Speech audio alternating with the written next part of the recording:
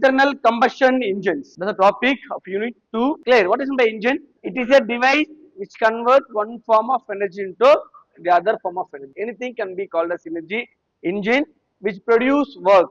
Which produce work. The input may be one form of energy. The output may be work only. Maybe shaft work or electrical work. What is the combustion? Producing thermal energy. How do we produce thermal energy?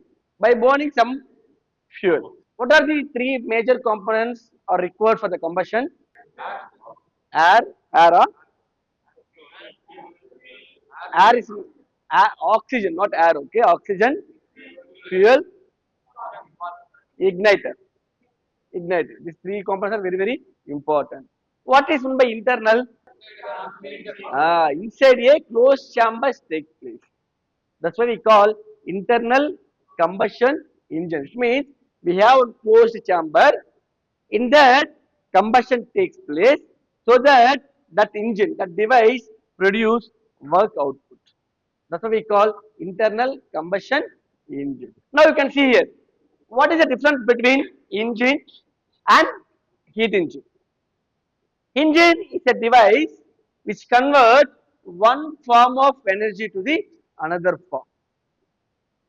We know there are two type of devices are there.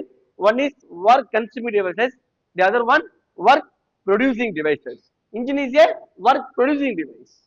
Work producing device. We have studied no work on the system, work done by the system. Work on the system, work done by the system. This is work done by the system.